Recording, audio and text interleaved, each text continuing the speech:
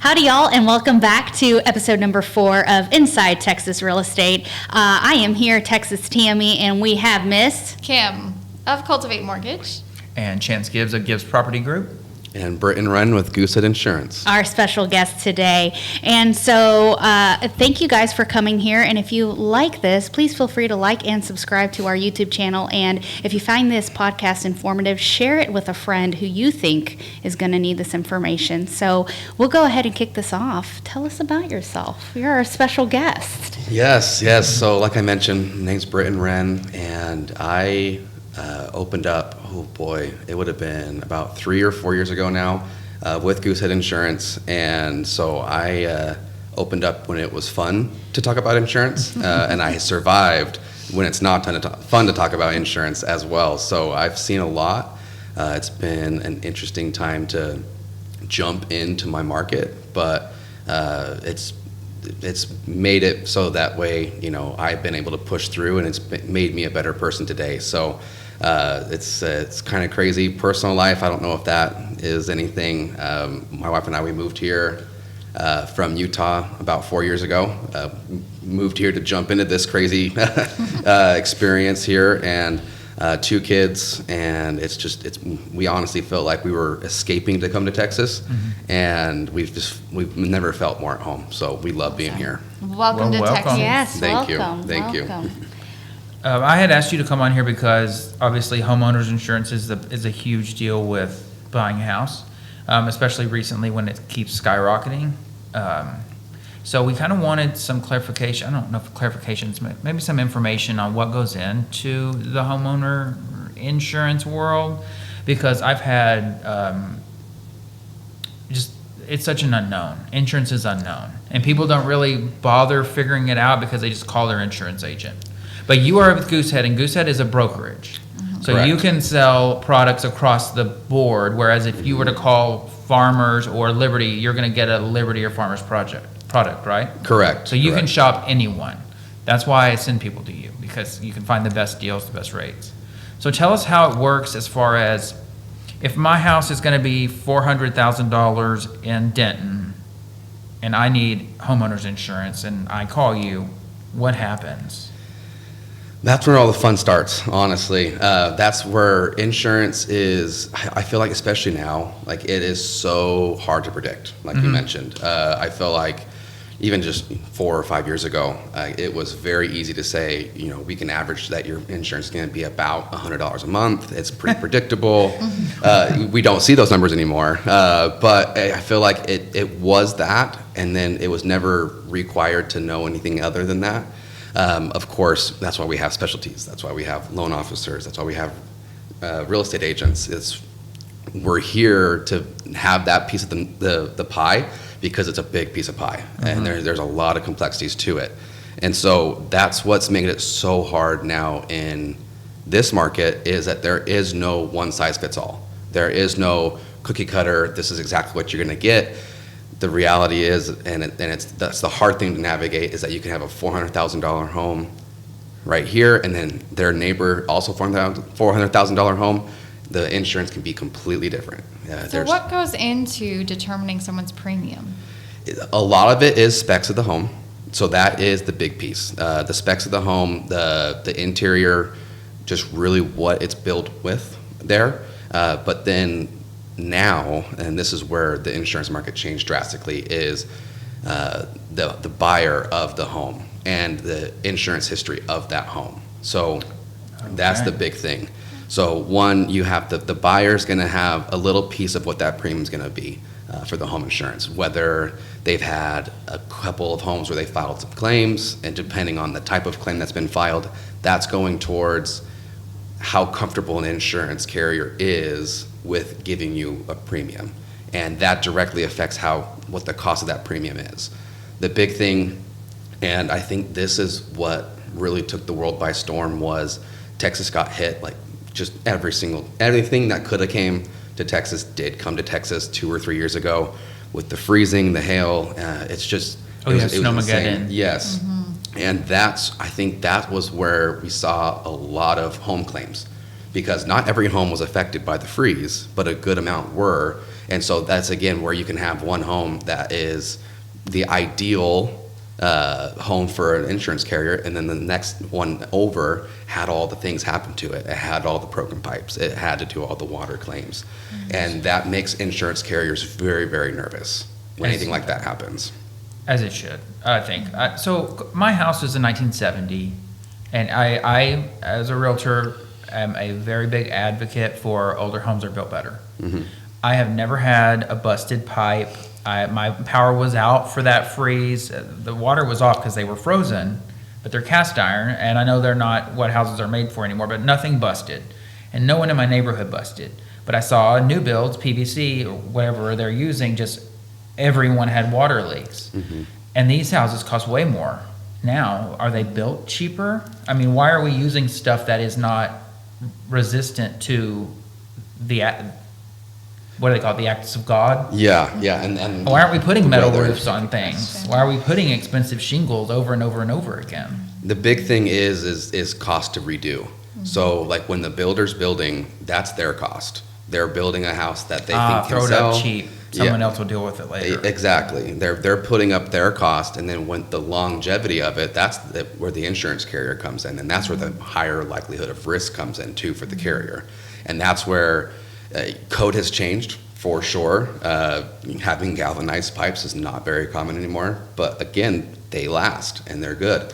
I think Who paid for the code to change? Right, exactly. I That's don't know the big about all thing. that. My husband's a plumber. He's gonna say something different about that. I'm Brittan, curious. I don't know. Anyways. And then that's the hard part too. I think a lot of it has to do with resources, like what's easier to get your hands on and what's readily available. Because I think Well, they can't build new builds fast enough to sell them here. that's exactly what I was going to say. Is that gone are the days where you are going to have one house be built in a neighborhood, and then you have 5 years where it kind of slowly develops.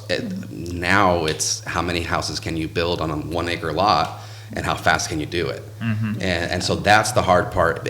But the reality, though, even with that, that's not the biggest driver of insurance. I think that's more of a driver in other external things that are going on.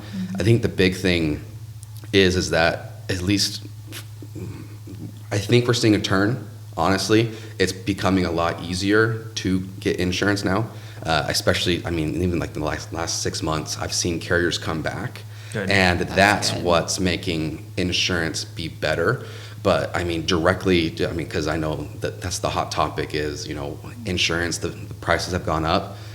It honestly all ties back to about 3 years ago when all that started. Because the hard thing is that everything got so expensive so fast. Inflation was crazy.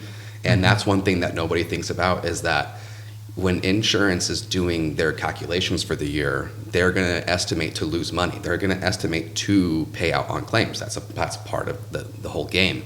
But when inflation went through the roof and how fast it did, insurance carriers were so far under so fast because a $10,000 roof all of a sudden cost $20,000 and they weren't ready for it. And so the reality too, and this is where I love being a broker, I don't have to try to protect one carrier over the other. I can just be completely, what's the word? Non-biased? Non-biased, thank you. I could be non-biased and just look at what actually is happening. And then that's, carriers are for-profit companies. They're not non-for-profit. They're in it to make money. And when they lose money, they have a couple of choices to make. They can either pull out completely or they can raise premiums. And so we kind of saw like a 50-50 split where you had 50% of them kind of paused and said, we're not going to write in North Texas anymore. And then the other 50% said, okay, but we have to try to raise premiums. And the on the insurance side, it's so heavily regulated. They don't just get to wake up and say, well, we're this percentage in the red, we need to raise premium by 20, 30, or 40%. They have to have that all approved by the Department of Insurance. And so it's slow. How many states do you sell insurance in? Me personally, 3. Which ones are they? So Texas, and then Utah and Idaho. Okay, so those states have drastically different weather. So my question too is, if insurance is so heavily regulated, as we know here, there is no such thing as a licensed roofer in Texas. Anyone can be a roofer. There is actually, and I know Well, one. there is Only a thing, but you don't have to have your 3% license. of roofers in Texas have Yeah. a license. Yeah, you don't have to have, I can walk over to you and say, I am a roofer. Do carriers say who is the roofer that gave you the quote? I mean, they send an appraiser out and then you can hire whoever? Because, every time there's a hailstorm, there's people walking the neighborhoods. Definitely. So there's lots of people getting paid when a new roof goes on. I, of course, only recommend local roofers I know are churning out several roofs a week. Yeah, and they're not disappearing after the season is gone. And I always tell people, well, it's like, would you want a doctor that did 2 knee replacements a month or 2 a day? Yeah.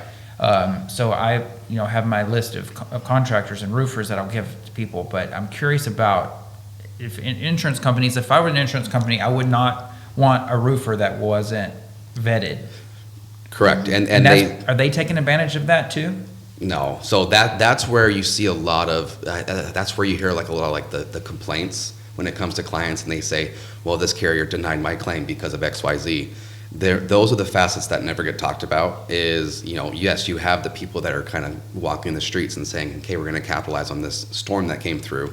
An insurance carrier requires you to have a lot of things in place before they're going to pay that check to you to replace the roof. Okay. So that's where you see, like on the insurance side, a lot of $0 claims because they went through the process and they got denied, but the carrier still started the claim process and they can't just take it away. Okay.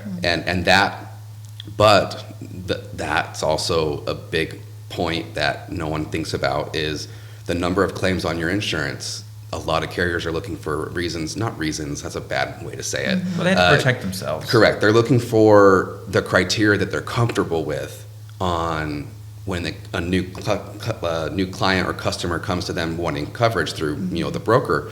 A lot of carriers will say, well, if you have more than 2 or 3 claims, we won't even offer you coverage. And there's a lot of carriers that have done $0 claims because of people trying to capitalize and make a quick buck. And so I think I have seen, it's more on the adjustment side, so I'm not necessarily on that side with insurance, but I have seen that slow down a whole lot because there was times where I was running quotes and there would be 5 to 6 different $0 claims in the last 2 years. It's like, what happened? It's like, well, I had people look at my roof. It's like, oh, well, the door knockers. Yes. And so it started the process, and then, insurance is very black and white. So sometimes they don't even want to know if anything was paid out. They just want to know how many claims that you submitted. And so that's what's tough too. Yeah, I had a horrible incident with a door knocker selling bathrooms remodels and told me mine was full of mold and all this moisture, and then I had it redone with a local contractor here in Denton, and he was like, there's absolutely no mold behind this. They wanted to charge me $26,000 for a shower. Wow. I think they're targeting older people that I always think that the people getting scammed, and maybe I shouldn't think this way, but I'm always thinking like these people are out here to find the elderly. Oh, absolutely. And so that's why I tell people, someone knocks on your door, fine, but at least get 3 different opinions when you're getting a roof or even insurance. I mean, I present you to my clients, but I also present them to other carriers because I think people need to they have need their the options. Yeah, you never know. Like you want someone who's going to be best for you, the purchaser, right? Like it's not the other way around. But I had a question. So, because you're saying, for a buyer, right? How would they know if they're going to go look at this house? How do they know? Are they just calling up and getting quotes, and then you can say, well, this house has been hit, blah, blah, blah. This is probably not a good one. Yes, so that's definitely a talking point, and that's like when I'm talking to realtors and trying to make myself a resource. I've made that comment like, hey, if you're concerned about the house, let me know and I'll run a quote and run the clue report and see what comes back. Most carriers will only pull 5 years back, so if it's beyond that, then there's really no way of knowing. Explain real quick what a clue report is. Thank you. That was my next question. That's a great follow-up. So, and I can't remember what it's an acronym. No, I We're can't putting remember. you pop quiz on I the know. spot. I haven't thought about that acronym in a long time. I just know it's a clue report, and what it is, it's essentially like a not spreadsheet, but like a digital record of your home and also your insurance report record as well. So it's like a digital file that follows you and it shows what's happened with the home, and it also shows like how many claims you filed and things like that. It's almost like a progress report It's like credit. So not necessarily. So Clue is more specific to like what happened with insurance. Yeah. I know like loan side, there's credit that's involved, and with insurance, it's a soft credit pull, so that's never a concern. They're really just looking at insurance history, but Clue Report is almost like a report card. Like for a home. medical history, Similar. but property history? Yes, Okay, yes, like very, that. very Okay, similar. okay. And it's where all insurance carriers will report to a Clue Report, and so it's a single database that they can pull, and it makes the process quick and simple, and it helps carriers know if that's a risk that they're willing to take. So a buyer can contact you and say, can you run a Clue report on this address and tell me what the history was? And from there, they can see if something has happened that could be potentially questionable. Correct, yes. And Like a fire that Correct. might be undisclosed or something. the big one, I've done this plenty of times, the big one's water damage, where it's like, oh, they didn't disclose that there was a $50,000 water claim. Ooh, that's a good And so like that's the big point where I've had my customers saying, well, I really appreciate you saying that because we had no idea and they didn't tell us, and it happened 2 years ago. It's like that, and that's a big point to, you hope that you never have someone brush that under the rug, but maybe it was forgotten. That's a thing. We are Yeah. human sometimes, Mhm. but no, that is a very good, interesting little tidbit for buyers out there. I do have a question. So, and it's about hail. What the hail? So with roofing, insurance and hail. Can you just talk to us about that? Yes, I mean, that could be a topic all on its own, honestly. So North Texas and hail, and when it comes to insurance specifically, is a sore subject, to say the least. It's tough because, and I tell this to all my clients, it's like when you're looking at a home, and this is a great tidbit too for like when you're helping clients buying a home, is that honestly, it's the craziest stat that I've noticed, but every roof in North Texas kind of lasts about 8 years. So if you can kind of get an understanding of how old the roof is, you kind of have a good understanding of when that next hailstorm is going to come. I don't talk to people that have made it really past that 8-year mark. Those are very far and few between when they say 10 years or 15-year roofs. The hail somehow seems to find every home in North Texas within that time frame. Especially in Argyle. Oh, yeah. I think everywhere. Pilot Point. Argyle Oh gets my gosh. whacked every time. And that Lantana, Argyle area. Oh, The more expensive homes get the hardest hit. and that has been a tough part of North Texas because, I mean, I have plenty of clients in those areas, and I know that they had back-to-back roof claims, and those are not cheap roofs. I mean, that was about a $25,000 claim back-to-back that carriers aren't ready for. But no, hail is a soft spot when it comes to insurance because that's the more guaranteed thing to happen here in Texas. Yeah. Of course, wind and tornadoes, that's a thing, but hail is almost guaranteed. And so like that's the biggest thing that they're worried about. Yeah. There's been some changes, there have been some changes with roof coverage in the past couple of years. Can you address that? Yes, and that was earlier when I was talking about, when we kind of hit into this market, carriers had to make choices. They either they completely pull out altogether, or they have to figure out how to shift so that way they can essentially stop bleeding so much. And so one of those big things, of course, and it's the hot topic, is deductibles.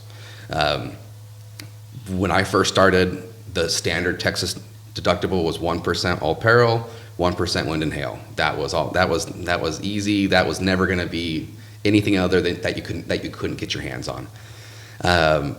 It would have been about 2 years now ago, carriers made a swift decision to saying that 2% wind and hail was going to be their minimum. I even had carriers that said 3% was going to be their minimum. The market was still so hot that people were willing to do that. And so that was the hard part is like carriers were trying to help slow down things, but North Texas is such a great place to come, so people were still coming. But that's the biggest thing, and I feel like not many people talk about it, is the deductible, because whenever I'm explaining to my clients, there's like, well, 2% of what? What does that mean?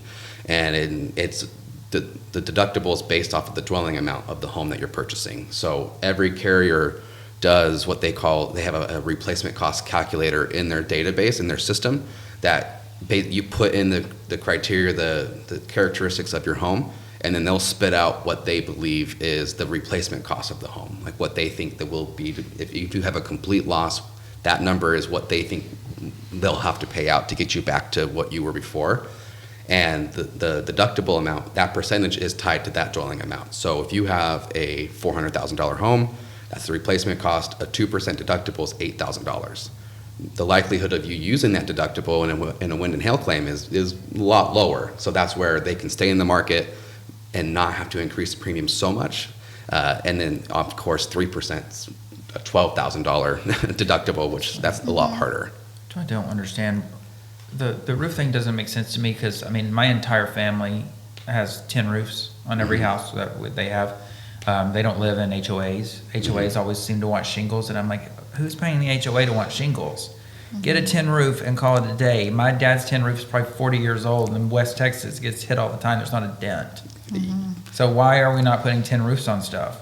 Aesthetics. Yeah. They're prettier. There are some newer shingles though that are more beneficial for insurance purposes. There are, and so with chance to your question, metal roofs, I honestly think it comes down to that. Shingle roofs are easier. They're simpler. You don't have to have. They're more lucrative for everyone else involved except for the homeowner. It kind of comes down to that. I feel like more people have their hands in the pot to be able to get a piece of that. But no, I think it's a little bit easier to install. It's like and the PVC pipes. It Someone is. else will deal with it. It is. Because I mean, I don't live in the roofer world, but I'm sure you have to have different certificates to be able to install a You metal don't roof. have to have certificates in Oh. Texas. Well, then I can't answer that. Section Then. 10 on your house. I only run into it in the HOAs or Yeah. aesthetics. Yeah. But I just think it's a weird rule, and I always wonder, why is that a rule? Who decided that shingles were the best whenever they I'm literally, Maybe my it's- grandpa's roof is probably put on in 1990. Yeah. Well, and they're super lucrative, and I mean, and wood shake roofs were very popular before. Yeah. Before asphalt shingle roofs were, and so Yeah. it evolved in a certain way, and I feel like metal roofs are interesting because when it comes to insurance, they rate you nicer because the odds of you having to replace it is lower, Yeah. but I've noticed, though, that the premium doesn't necessarily go down because it's more expensive to replace that roof if something does happen. Interesting. So the cost of installing it outweighs the policy savings. Sometimes. I've seen it where it does go in the favor of having a metal roof, and it's a huge savings. But that's a thing that people don't necessarily think about. And I've had that conversation a bunch of times, like, hey, I'm thinking about giving an extra $10,000 to get a metal roof. What does that look like? A lot of times it's almost break even, but at least the future cost is less because the likelihood of having to replace the roof is much lower. And so that's a huge benefit. And usually, and that's the nice thing too, is that carriers, like they'll rate it differently also with the guidelines of if you're acceptable or not. Cause like they'll take a metal roof that's 20, 25, 30 years old, but not a lot of carriers will take a shingle roof that's over 10 years old. They'll say, Right. nope, we're not even gonna, you don't qualify for us as a carrier. Class of shingle, yes. So there are new shingles out that you can, they call them an upsell, and they go from class 1 to 4. It's more beneficial for the homeowner when it comes to their roof. It isn't the biggest savings when it comes to insurance. There's only a couple of carriers that even ask the question if you have a high impact rated roof and like which class it is. And if the discount's there, it's honestly like $100 discount. It's not huge, but again, it's like a metal roof. It's your roof's gonna last longer, so you're not gonna have to pay potentially to have a whole nother $10,000, $15,000, $20,000 roof installed. That's the big savings there. Do the insurances depreciate the roof with the years? Like, are they going to put a whole new roof on if it's 25 years old and you're just going to pay your deductible, or is it you got to pay the whole thing? So that's another nice lucrative part of roofs and policies, because that's where insurance becomes very, very complicated. Because again, not a lot of agents or brokers will explain what's going on. They'll just kind of give you a policy and say, hey, this is going to make it work. The older the roof, carriers will still offer coverage, but it will have to be on actual cash value. And what actual cash value is, it's a rating system or a payout system that they will depreciate how old the item is. So if it's a 15-year-old roof, then they're going to have their depreciation schedule, and let's just say then their depreciation schedule would pay out 40% of the actual cost. That's the big thing of insurance, and I always tell this to my clients, like, hey, this entire policy is set to replacement cost, which means that depreciation will never be a factor. Okay. And so that's the big you gotta thing. ask things. But see, people are very ignorant, including myself, to insurance. They're just like, okay, I've got coverage. Well, and that's the topic that's always said. It's like, oh, I'm covered. And agents will say, well, you're covered. You're good. You're good to go. And so say you have the rebuild value on your house, $300,000. That some people also think they're covered with personal belongings, and they're not. You need a rider for like a wedding ring or something like that, or how does that work? So that's a good Or if question. you have a Corvette in the garage, Yeah. So house burns down. So there is personal property included in homeowners insurance. Okay. Depends on what type of homeowners insurance policy you have. Will kind of depend on exactly what happens there. But with like your typical homeowners policy, we won't get into the weeds of the technicalities of all that, but a typical homeowners policy will cover the dwelling, other structures on the property, so anything on the property but not attached to the home, your personal property, so, that's gonna, furniture, appliances, clothes, loose articles, and then it's called loss of use. So it's kind of something that pays you if you are displaced from your home. It'll help pay for like a hotel rental location that way. And then liability, of course, is included there too. For the high ticket items, all insurance carriers, they have sublimits for the high priced items. So jewelry, most carriers will go up to like $2,500 is going to be like their standard. So if you have anything over $2,500, it's a good idea to get a separate jewelry policy. Can you get that as an add-on? Mm-hmm. Yep. And so you can schedule it. This is actually a really good tidbit. You can schedule it on your home insurance policy, and then the carrier will have that included in the policy with the higher limit. But then if there's also carriers out there that they do a separate jewelry policy all on its own, which is where I like doing it, because let's say you lose that ring and it's on your home insurance, if you have to file a claim, it goes on a claim towards your home, and that makes it hard, and your insurance will go up because you filed a claim. But if you have a separate jewelry policy, they don't run clue reports like how home insurance does, and so if you have to use that, it's more encompassing on the protection. So get something completely standalone for items like that. Yeah, and it's usually more cost effective too.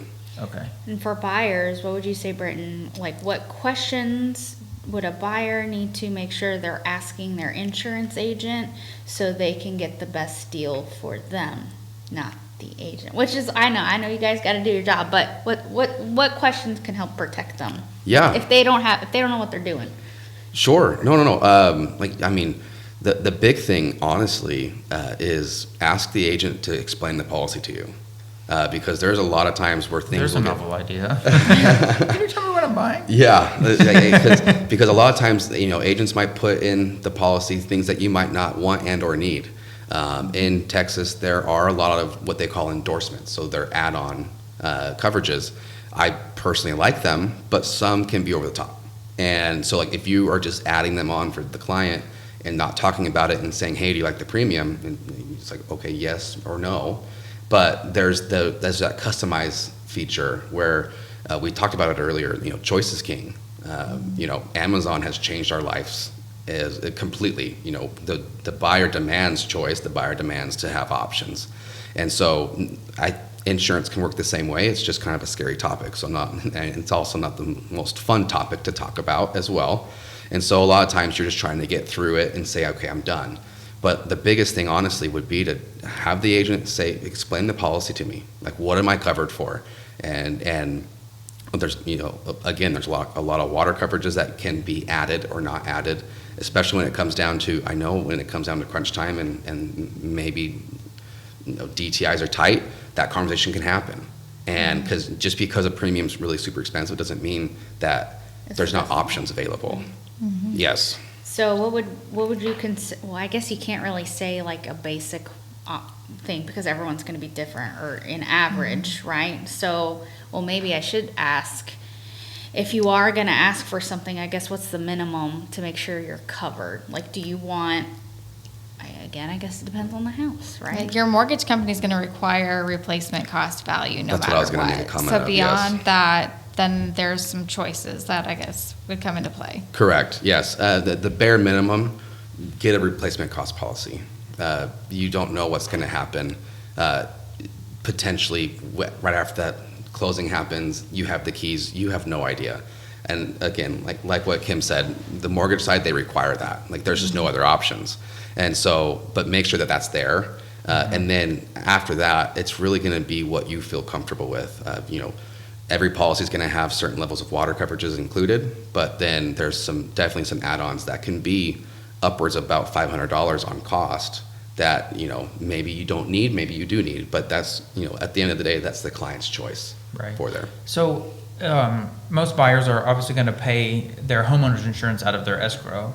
So, but you can bundle and save. So because I've sent Brittan a lot of clients that he's got them homeowner's insurance, but then maybe it's kind of expensive, kind of seems shocking, but then he looks at their car insurance and he can bundle it and bring the car insurance down $100 a month. So, and it ends up saving on money. So if you bundle and save, you still pay the homeowner side out of the escrow and you pay the car side out of your bank account. Correct, yes. And that's the bundle and save idea is definitely, it can save more money. It has saved many people more money that I've seen that you've helped. Yes, definitely. And that's where my friend has a BMW and it's a very expensive car, and she was worried about her homeowner's insurance, and he bundled it, and that saved her like $160 a month on that Beamer. I remember. Yep. We and I'm like, you drive a BMW. What'd you expect? You open the door and it lights up the ground. Yeah. You had to have known. Yes. That was a good story. Those are conversations I like to have when I can talk to a client and be like, hey, look at this, that we're going to have better coverage, but you're going to pay less for it. But no, the bundle and save, that was, an old idea of insurance carriers that were, they call them captive, where they only have one product. Bundling and saving is still a huge thing it's a discount to have, but the fun part about being a broker is that not every time the bundle and save option is the best, most competitive option. For us, that actually wasn't. So when all the insurance rates jacked up in the last couple of years, our bundled home insurance, just the homeowner's insurance portion of our bundle, was going to more than double. It went from $1,700 a year to $4,200 a year, which was just mind-boggling.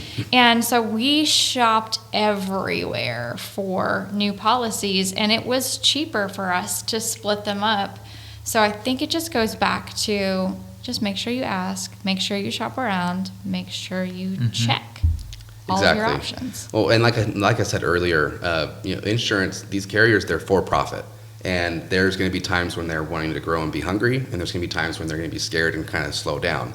Supply and demand is a huge thing for insurance, and that's where, again, being a broker and being able to shop the market, it's you can't compare it to anything else, because there's so many carriers out there today, and there's so many carriers that are super specific and focused on auto insurance. There's carriers that are just focused on home, but then they offer opportunities for brokers to say, well, if both policies are in the same brokerage, then we'll offer that discount because we don't have the other. And you wouldn't be able to have that conversation if you didn't talk to somebody and have them look for you. That's the biggest thing, because there's plenty of times where it's like, well, yes, I have this really good bundle and save option, but then there's this other option that's just a little bit better if we split it up, and you're going to save more money that way. Are there policies for customers that or clients that have a paid off house, so they don't have to have homeowners insurance anymore? Are there policies that they can get that just would cover maybe a roof, maybe not a replacement for the house if it burned down? Because one of the things that we hear a lot of times now is how the elderly are getting taxed out of their homes. And I know they can freeze their taxes or whatever, but they're still way overpaying. So is there a policy that you can get on a house that's like, yeah, this is a $300,000 house, but I can't afford that anymore. Can you just give me something that'll cover the basics, like water damage? I mean, does it have to, because the replacement value comes with the lender, requires that. And you obviously would want that if you could afford it, but I mean, a lot of people are living Social Security check to Social Security check. Definitely. And that's not going up. So Yes. what is available for people in that situation? Yeah, so there's plenty of different options besides just like the standard homeowners policy. Okay. They're not nearly as talked about, but they're options where, especially like if you do own your home, where it's still a really good insurance policy, but it's less encompassing is the best way to put it. Where you might be able to have, actual cash value payout, maybe like with a personal property, and then certain different nuances that you can have. Those carriers are very specific and a little more niche in the market, but they're definitely there, and Okay. and there are options for it. It's just if having that conversation and finding it, because that again, having lots of different carriers, just there's lots of different opportunities to find a fit for the risk. There's a house in my neighborhood that's got, someone lives in it and I feel like it's about to fall down. There's seriously, the roof is falling in one, so I feel bad for the person that lives there. And I'm just curious if there was options available that didn't, just cover the bare minimum. Yeah, and there definitely is, and the hard part is that sometimes a property can get to a point where it's just not insurable as well. Right. Like that's also This one a would be reality. non-insurable at this point, but at some point in time, it might have, Yeah. you might have got some things fixed if you had. Most people probably don't know that they can get policies that don't cover the $400,000 house. Correct. Yes, that's not necessarily a conversation that's ever had. I always look at that as like a last-ditch effort in those situations. Yeah. But there's carriers out there that specialize in that type of risk, and they like it. A lot of like your standard carriers don't like that type of risk, and so they stay in their own lane. Or if you're self-insured, maybe you have a lot of money and you don't want to bother buying insurance on your house. It's good Correct. to know there's something out there. Oh yeah, there's definitely levels of coverage that you can potentially be comfortable with. It just really is it's what you can be comfortable with. We're probably not going to come across that, but it's just curious. Good to know your options. Yeah. Back to options. Especially if you inherit a property. It's paid off. Yeah. Well, and one thing I was going to say too, that because I have this conversation a lot. People are always asking, when are prices going down?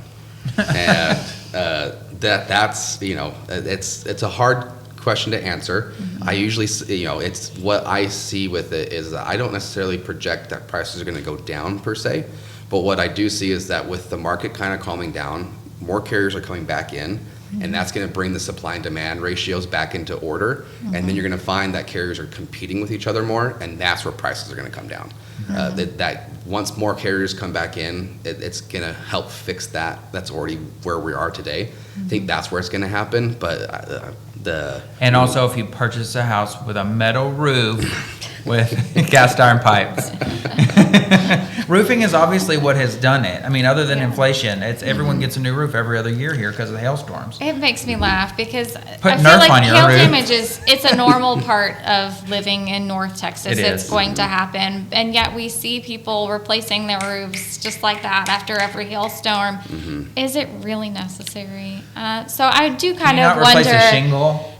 Like Call it a day. Exactly. Just one though. And Just this one. so I do kind of wonder if the changes in the insurance coverages will help people to slow down in the replacement of the roof. You don't need, in my opinion, a brand new roof every time a hailstorm comes through.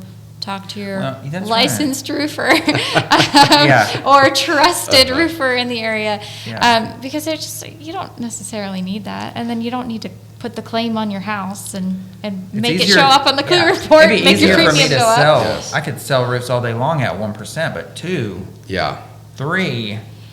makes it Yeah. a whole lot harder, and that I was might be a door knocker if it was 1. it was and it was a whole lot easier at that point too. Yeah. And that's where I'll put it up there. and they kind of got out of control. Yeah, they And- did. and- It's kind of a nightmare. Yes, and I think the system got taken advantage of, and Absolutely. a lot of carriers have I started blame to say, them for the reason insurance has gone up. They definitely helped. Yeah. And a lot of carriers will try to find a way to be practical, and like they'll replace a portion of the damaged roof, and that way it's cheaper, and in that case, or offer that can be a resource. Because yes, a lot of times there was like one little tiny speck, and then the entire roof got replaced, and it's like, well, then, We there's saw it. $15. We saw it Oh, every yeah. day. Oh, yeah. And you can't blame anyone involved. The homeowner wants a new roof, the seller wants to make money, out there, the insurance has to come in, and unfortunately, at the end of the day, it hits the seller. It does. I mean, the homeowner.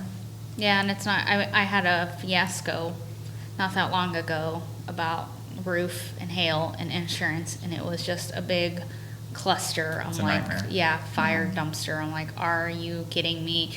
And it goes back and forth to the insurance. And then the insurance is, nope, it's on the owner. And then it's back to the, I'm like, so that's why I was saying, I know, I went through it, and it's. And another thing for any potential sellers listening is if that roof is old, it's going to be requested that it's replaced by any buyer with a decent real estate agent. Because the insurance is going to go down for the new buyer, and they're going to have to replace it anyway.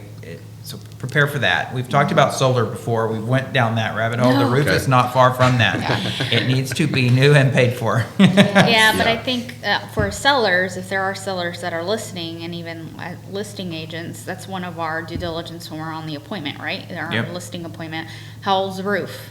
And if it's getting, It's going to be one of the first things asked. yes, and if it's getting up there, I'm like, okay, we need to have somebody check this out, because I'd rather get ahead of the ball than, okay, well, it's fine. And then we go down and it's like, oh, no, we got to get it Yeah. changed out. Nobody wants that. Nobody wants that. Nobody wants to walk in and have to do that kind of a repair. Yeah, No. well, and on the insurance side of it, I've been where we're talking about that it got contracted that the new roof was going to be replaced by the seller, and I can tell you from firsthand experience, rating a house that had a 8-year-old roof, then putting it as a brand new roof, in some cases, it's about $1,000 savings on the premium. Like Yeah. it can be huge. That's probably one of the biggest rating factors is the age of the roof. Yeah.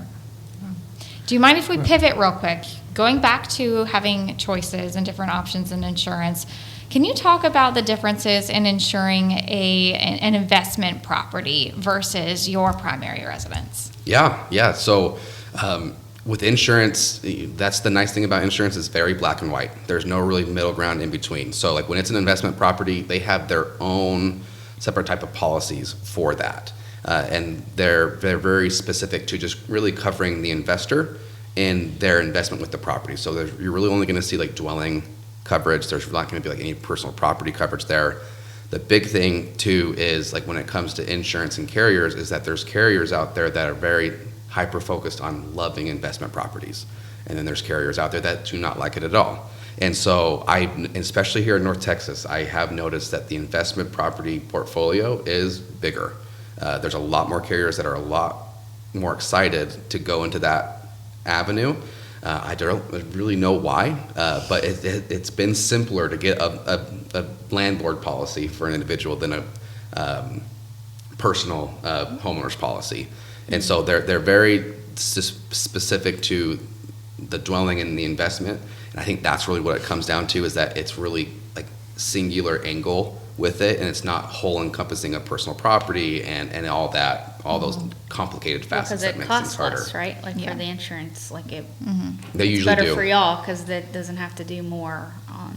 Yeah, they I've- usually cost less. I've heard some of our investors say that they have their tenants get a homeowner's insurance policy on the home and they don't insure it at all.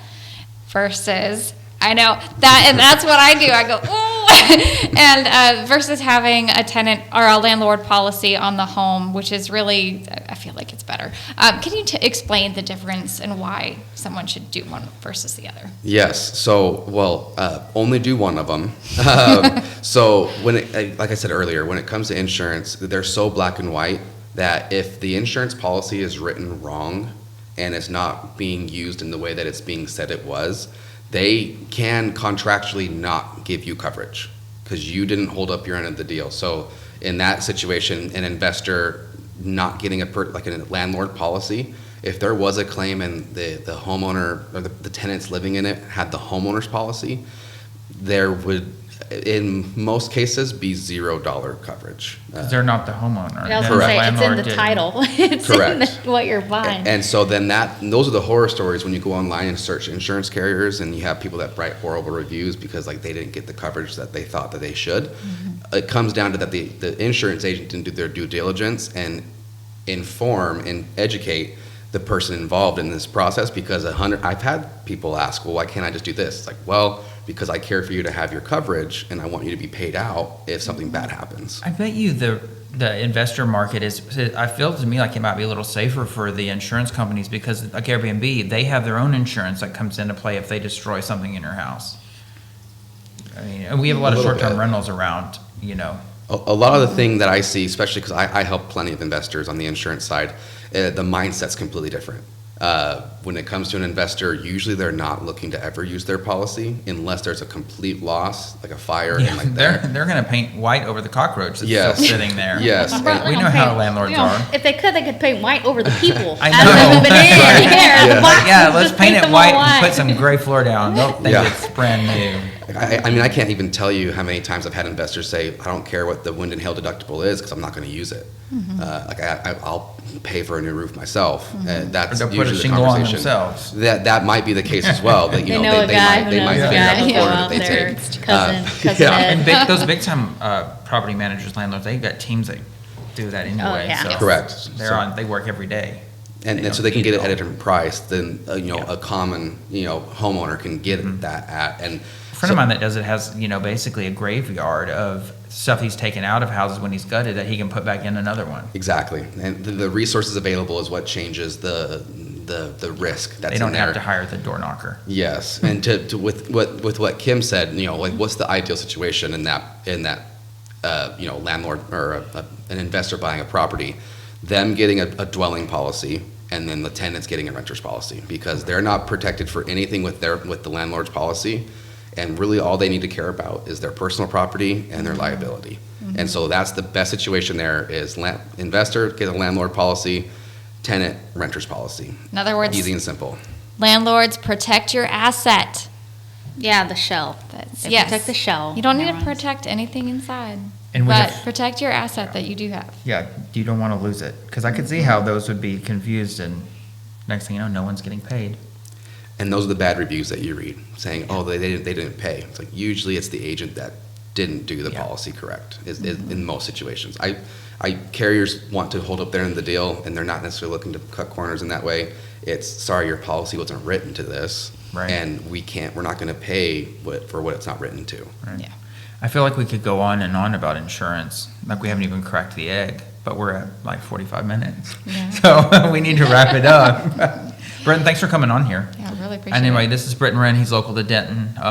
He can sell in 3 states if you make it to Idaho or Utah. I don't know why you would leave Texas, but if you chose to. I completely agree. You don't need to leave Texas. Yeah. Anyway, well, thanks for coming on our show. Yeah, thank you. Appreciate it. Appreciate it. Thank you. And thank everybody for listening. And we'll Tune in next tag time. his stuff up there if anyone wants to Yeah, call. it's right here. Bye, y'all.